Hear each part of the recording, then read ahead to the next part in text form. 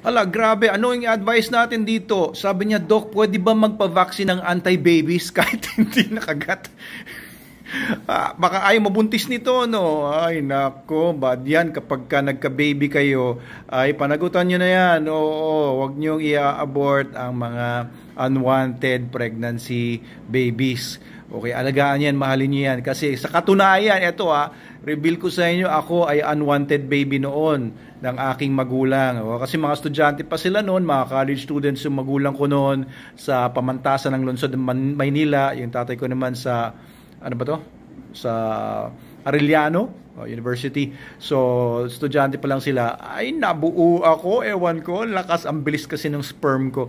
Ako pala yun.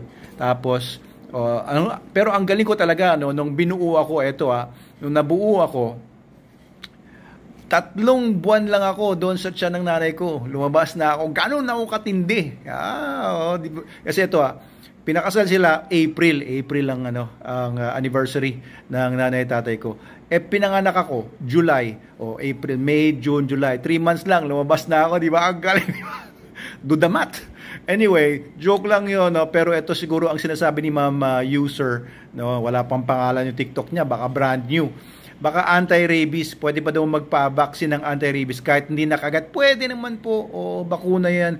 Prevention is better than cure. Alam nyo kami, binakunahan nga kami nung kami ay vet student, no, sa UP Los Baños, first year proper pa lang kami. Binakunahan kaming lahat, isang mahabang pila kami doon. Mga 80 mahigit kaming mga estudyante, mga freshmen sa vet proper.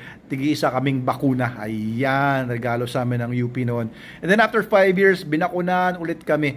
Now, you can also do that kung kayo, lalo na kung kayo ay prone sa kagat or malapit sa, alam nyo yun, rabies, dahil nag-aalaga kayo ng mga dogs, cats, meron kayong mga rescues, or yung neighborhood ninyo, maraming mga stray dogs, stray cats, o kaya naman ay nagtatrabaho kayo sa mga animal facilities, or yung mga ganon. Okay, so pwede po kayo magpa-injection ng anti-rabies para po pagka napasukan na talaga kayo ng rabies vaccine, hindi ng sperma, ay hindi kayo magkaka-rabies. Ayan. Pero magkaka-babies pa rin kayo.